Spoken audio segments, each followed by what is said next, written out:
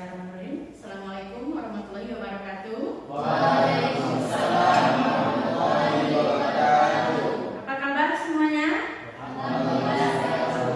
Alhamdulillah sehat. Sudah makan siang? Sudah, alhamdulillah.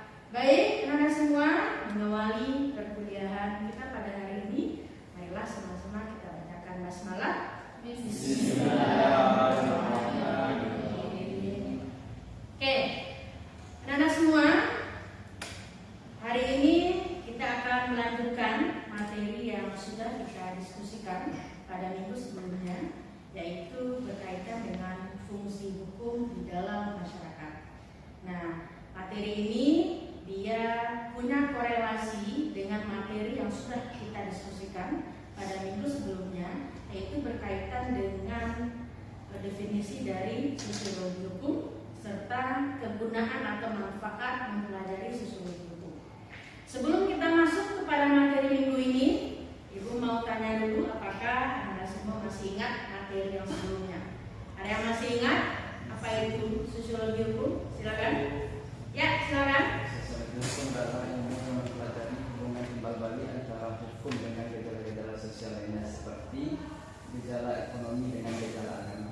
Oke, bagus. Sosiologi hukum adalah ilmu yang mempelajari hubungan timbal balik antara hukum dengan gejala-gejala sosial yang lainnya. Oke, bagus. Ada punya pendapat yang berbeda? Silakan. Ya, silakan.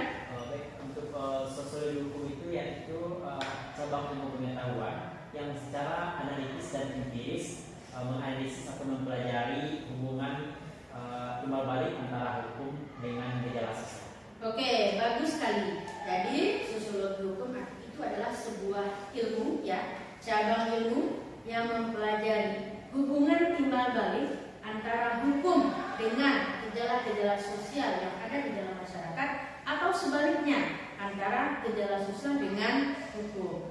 Oke, anak-anak semua, sebelum kita masuk pada materi hari ini, Ibu sangat berharap anak-anak semua bisa untuk fokus, ya, fokus selama kuliah kita, karena mata kuliah ini adalah mata kuliah yang menjadi mata kuliah inti pada prodi kita.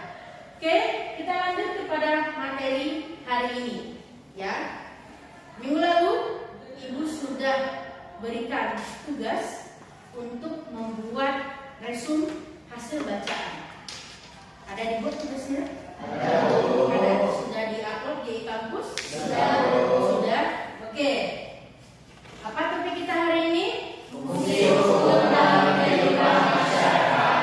Oke. Fungsi hukum dalam kehidupan masyarakat. Sebelum Ibu lanjutkan,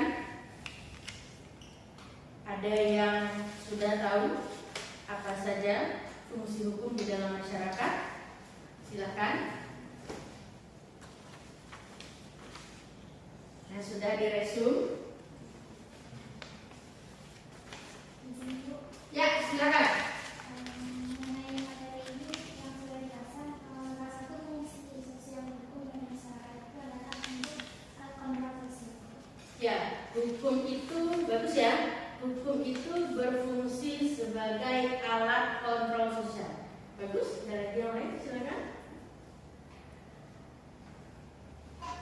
Bu Fa, silakan. Jadi untuk fungsi hukum dalam kehidupan masyarakat itu sebagai mengatur bagaimana tatanan kehidupan bermasyarakat agar tidak terjadinya kejahatan atau penyimpangan. Fungsi hukum dalam kehidupan masyarakat adalah untuk mengatur tatanan masyarakat Agar tidak terjadinya penyimpangan atau kejahatan dilakukan. agar tidak terjadinya penyimpangan atau kejahatan. Bagus sekali Ulfa. Oke, bagus ya anak-anak semua. Jadi kalau kita merujuk kepada materi atau buku yang ditulis oleh Profesor Dr. Ahmad Suwadi, ada 4 fungsi hukum di dalam masyarakat. Ya, ada fungsi hukum itu sebagai sarana rekayasa sosial. Ada fungsi hukum sebagai alat kontrol sosial, ya. Hukum itu juga berfungsi sebagai sarana pengintegrasian, dan hukum itu berfungsi sebagai sarana pembaharuan dan pembangunan. Nah, untuk lebih jelasnya kita akan melihat sajiannya pada materi berikut ini.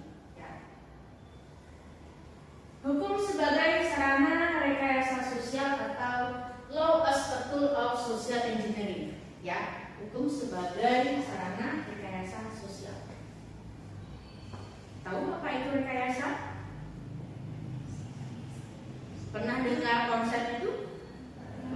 Pernah? Kira-kira apa itu rekayasa sosial?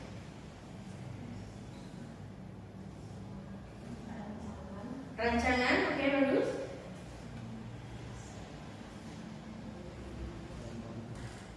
Nah, hukum sebagai sarana rekayasa sosial, ya, ini agak berbeda konsepnya dengan katakanlah rekayasa genetika yang barangkali sering kita dengar. Ya, hukum sebagai sarana rekayasa sosial ini adalah konsep yang dikemukakan oleh Rescupon yang mengatakan bahwa hukum itu merupakan sesuatu atau alat untuk mengubah masyarakat. Ya, artinya hukum itu diciptakan sebagai alat untuk mengubah masyarakat. Nah, jadi hukum itu dia berada di depan. Artinya dengan hukum itulah nanti kita bisa katakanlah mengubah masyarakat kah? Atau misalnya ingin memperbarui atau menghilangkan kebiasaan-kebiasaan lama yang barangkali tidak cocok lagi di dalam masyarakat. Nah, itu adalah definisi dari Rescupon yang mana mengatakan bahwa hukum sebagai sarana rekayasa sosial. Nah, itu adalah pemaparan terkait dengan hukum sebagai sarana rekayasa sosial. Sebelum kita masuk ke fungsi yang kedua, ada yang mau mengulang kembali apa itu hukum sebagai sarana rekayasa sosial? Silakan. Ya. Jadi hukum sebagai sarana rekayasa sosial yang mana hukum berfungsi untuk mengatur bagaimana pola kehidupan masyarakat ke depannya. Contohnya seperti program KB yang telah dijelaskan sebelumnya. Oke, bagus sekali ya. Jadi hukum sebagai sarana rekayasa sosial adalah cara untuk melakukan perubahan di dalam masyarakat. Ya. Contohnya nanti silakan Ananda cari di tempat masing-masing. Ya. Oke. Poin kedua adalah apa poinnya? Hukum sebagai sarana atau alat sosial. Nah, apa itu kontrol? Ada yang bisa? Ya. Yang mengatur sistem yang ada di masyarakat. Oke, bagus. Sesuatu cara untuk mengatur atau mengendalikan. Ya, artinya hukum sebagai alat kontrol sosial dia berfungsi untuk mengatur tingkah laku seseorang atau sekelompok orang. Ya, jadi hukum sebagai alat kontrol sosial itu dia berfungsi untuk mengatur tingkah laku seseorang. Contohnya adalah ketika Anda di kampus, ya, memakai pakaian seperti ini ke kampus itu adalah salah satu cara kampus mengontrol cara atau tata cara berpakaian Anda. Ya, itu dia tertuang di dalam kode etik mahasiswa. Kemudian yang ketiga adalah hukum sebagai sarana pengintegrasian. Ya, sarana pengintegrasian. Ada yang tahu apa itu integrasi? Integrasi, bukan interaksi. Yang berbeda walaupun pengucapannya yang bersama. Integrasi, penyatuan. Ya, pernah dengar itu integrasi? Pernah ya, pernah. Jadi hukum sebagai sarana pengintegrasian. Artinya adalah dengan adanya aturan itu, ya, kita bisa menyatukan orang dari berbagai kalangan. Perlu diingat bahwa Indonesia itu adalah negara yang multikultural. Kita terdiri dari berbagai macam suku bangsa, ras, budaya, ya, kemudian juga agama. Yang mana kalau tidak ada sesuatu yang mengikat hal itu semua, maka akan tidak tertutup kemungkinan terjadi yang namanya konflik. Maka kita punya semboyan Bhinneka Tunggal Ika. Apa itu artinya? Betul sekali. Walaupun berbeda-beda tetap satu. Itulah yang menjadi semboyan kita di Indonesia sehingga nanti bisa mengurangi konflik yang terjadi, baik itu antar suku bangsa, antar agama atau antar ras. Ya. Nah, terakhir adalah hukum sebagai sarana pembaharuan dan pembangunan. Ya, jadi ada 4 fungsi hukum di dalam masyarakat. Yang terakhir adalah sarana pembaharuan dan pembangunan. Sebelum Ibu jelaskan,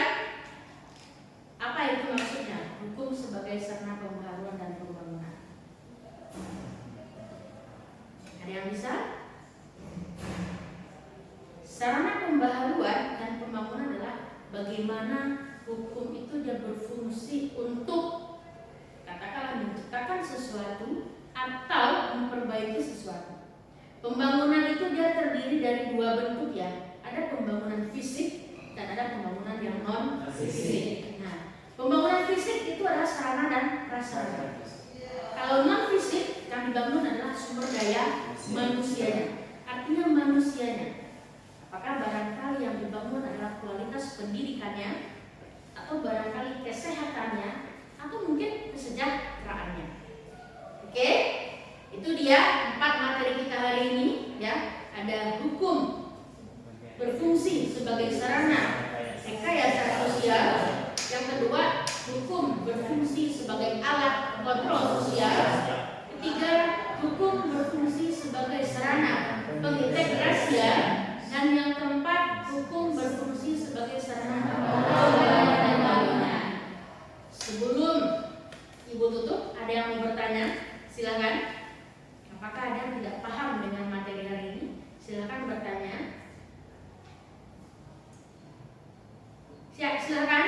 Dari Bertanya, katanya tadi hukum adalah sebagai kontrol sosial gitu. ya, betul. Jadi kalau tidak ada hukum di masyarakat itu apakah bisa kontrol masyarakat tersebut?